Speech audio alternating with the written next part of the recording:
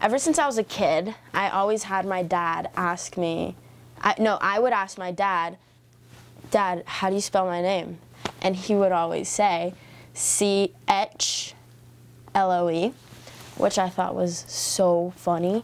And I was like, "Dad, no, it's H." And he's like, "Etch." And then it kind of just stuck with me, and then I fell in love with that I don't know, that sound, I guess. And then I just went with Etch. I was like, wow, I really like Etch. I love music. I don't go a day without listening to it. But I feel like I have a strong connection with music because I feel like it's my therapy, sort of. Like, it's kind of like food to me. Like, I have to listen to it or I have to write something in order to function or get through the day. And so, I don't know, it's just like what keeps me going. I'm shooting towards Amy Winehouse mixed in with like weird rap, but it's not rap, like, not like yo do do do do do. It's more of like poetry, and that's what I want to do because I don't know, it just fits with me, and I want to create something different that nobody's done. And just be like, yo, I'm Etch. With my music, I want people to feel inspired because we go through things as teenagers and also as human beings that are really, really rough, and nobody's perfect, but I put my emotions and my experiences, my accomplishments, all the negatives and positive things I've been through, and I want people to be able to relate to that. Like, if there wasn't music, I don't know where I'd be. Like, music gets me through my day. When I wake up, the first thing I do is I listen to music. I have to be, I don't know if it's something with the way my mind works. It's just when I hear music, it gets me going and my mind calms down.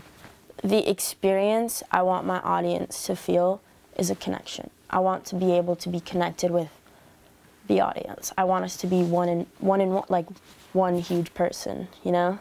And I want them to feel comfortable. I want them to feel like they're at their house, like listening to music in their room. That's the vibe I want them to feel. And with the music I'm singing, I want them to relate and know that, like, if you listen to my music, everything's gonna be okay. Run away, even when I'm not okay, yeah, yeah, you run away, then you're gone. Even though I'm not the same, and I hide it from my baby, watch you slip away, melting cup. When I was around 13 or so, I fell into this state of serious depression, and then it kind of just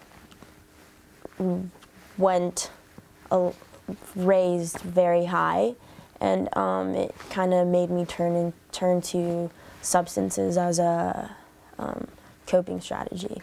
I was in a very, very bad state, very bad. It affected not just me, but also the people around me. And I was not aware that the people around me actually did care about me and love me, because in my mind it was just like, leave me alone. Like, I don't want anything. It's like I dug myself in a really, really deep hole. My great-grandmother, her name's Pauline, Murillo. She definitely had a huge impact on my life, and to this day, even today, she does. She always told me as I was a kid, like, always remember who you are and where you came from. She said that all the time. Always remember who you are, where you came from. Never forget where you came from, because if you do that, then if you forget where you came from, then you're just gonna, you won't be who you actually are. And she always told me to stay on the red road. That's what I want. I want to put my experiences, like I said, in my music.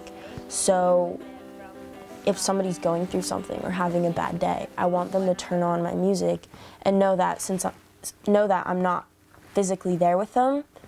If they listen to my music, they'll know that I'll still be there.